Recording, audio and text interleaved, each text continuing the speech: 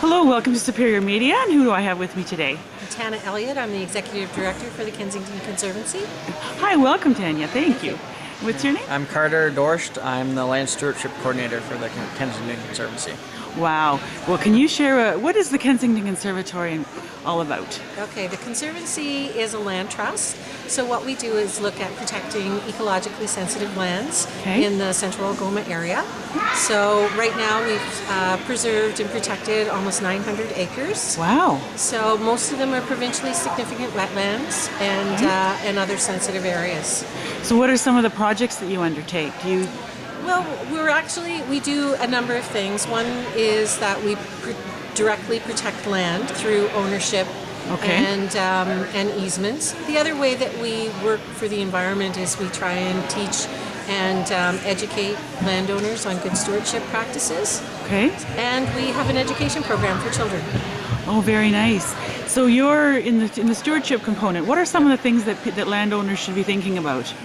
Property, doing selective harvesting, which only taking a certain amount of trees, not clear cutting, stuff like that.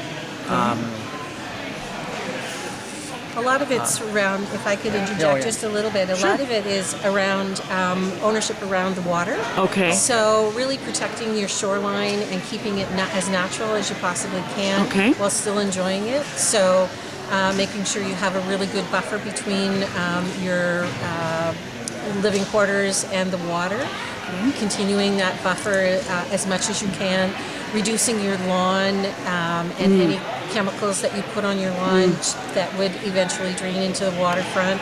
So those are all really important things that we really encourage landowners to practice good behavior around those things. And the other is using more sustainable products in your home. So if you're living by the water, please don't use toilet bowl cleaner that will eventually go into the lake, or even soaps and phosphates that are in your laundry soap. So having a good eye and remembering that whatever you do is results in and has an effect on the environment around you. Right. And stewardship is just, it's very, very important, especially in this time when we're seeing habitat shrinking at an alarming rate, and some of the species that are on the endangered list and the threatened list and the extinct list now. So when you were talking about stewardship, would people, if they were looking at harvesting trees, would they be looking for a certain kind of tree to leave on the property? I don't think so specifically. You kind of, what they encourage you to do is take the dying trees, or and take a variety of different trees and like spread them out, take one from here, not all in one group. Things like that. And what about leaving like the older trees? Is that an important thing to be looking at too? I think so, yeah. I don't know a ton about forestry, unfortunately, but based on what I've read, leave the big trees. Right. So what are some of the things that you would share with people that have a sort of an eco-fragile area?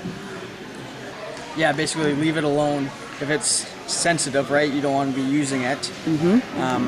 So leaving it alone. And then there are lots of things you can do to improve habitat. Which sometimes depending on what's there, but say if there's species at risk, you can build nesting platforms or boxes for birds. Or if you need more trees, you can always plant trees. Stabilizing banks along rivers. Things like that. And I guess being vigilant for the species when they start to mate and then come into birth, watching out for those things. So is there a particular species that you're aware of that might be at risk that we're seeing in the Kensington Conservancy area that we should be paying attention to? There's not any major ones. The ones that are on the list in the area are bald eagle, snapping turtle, which they are still a lot around, but people might not realize that they're on the species at risk list. And then there's also eastern meadowlark and bobolinks, which are songbirds that live in fields. Yes. And one of the major problems with them is they nest right in fields, So when the tractors take the hay off, their nests are getting destroyed, young are getting killed. So that's what's led to their decline, has been the modernization of farming. Can you tell me those species again? Eastern meadowlark and bobolink. Bobolink. Yeah, Bobolink. That is not a bird I was familiar with. Very interesting. Yeah, there's lots of them in the Desbarats area around Stobie Creek. Okay. Yeah. Very interesting. All right. So, is there anything coming up for the Conservancy that we should be aware of, like a major project that you need volunteers for, or? We always could use volunteers, and our website is www.kensingtonconservancy.org. Okay. And we have a list of events and schedules on there for all of our hiking trails and nice. Carter guides hikes through our properties all summer. Oh, wow. So there's a schedule there, as well as for some special events that we're having this summer as part of Canada 150. Very nice. We also have 2 children's programs. We have a Junior Explorer program that is for ages 5 to 8. Okay. And it's run a couple mornings a week for most of the summer through our office. It's $35 for the summer. It's a great affordable what a program, bargain. and it's a lot of fun. Right. And we also this year are starting a new program. It's a day camp. We've partnered up with the St. Joseph Island Hunters and Anglers. Oh, nice. And we're running a full day camp for a week. It's almost full, so we only have a few spots left, and then so that'll be our first one. So we're pretty excited about our new program.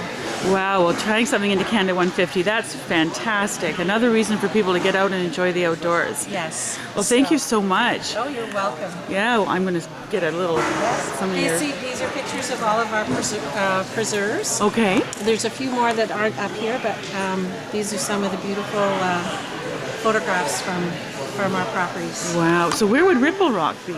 So there's our Ripple Rock. We have 100 acres on either side of the highway. Okay. So north and south on the east side of Ripple Rock. Of Ripple Rock. Which is just west of here. Just a little west of Deborah. Okay, Right, gotcha. right. Okay. So, and the Black Hole is a little bit more west than that. It's across from Smith Side Road. And it's a magnificent 200-acre property that has 200 acres. Yes, oh my gosh. and it's beautiful wetland. So people can go in and explore these places. Well, we prefer with the exception of the Foster Parkland and Walking Trail, that they contact us first. All right. And we can give them guided trips in. Okay. So it's a chance for us to educate folks on why we preserve the properties and what's available to see. Now the Lang family preserve, so I'm assuming that was a gift, a gift to the Conservancy? Nice. And where would this be? That is just this little one we're down here on Kensington Road. Oh, okay. So we've got a little map here. Okay. We can give you a copy of.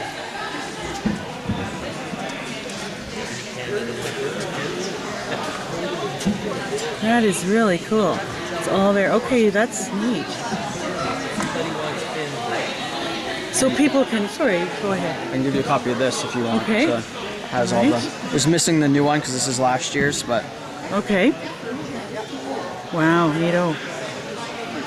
So people can reach out to the Kensington Conservancy if they have some land that they would like to gift to the Conservancy. Yeah. And again, the geographic area that we're looking at is the Deborah area. Basically what's in that area within the map there. Okay. Wow. Well, we'll get people out looking at that. Very nice. Well, thank you very much for sharing today. No problem. And good luck with your walking tours. You betcha.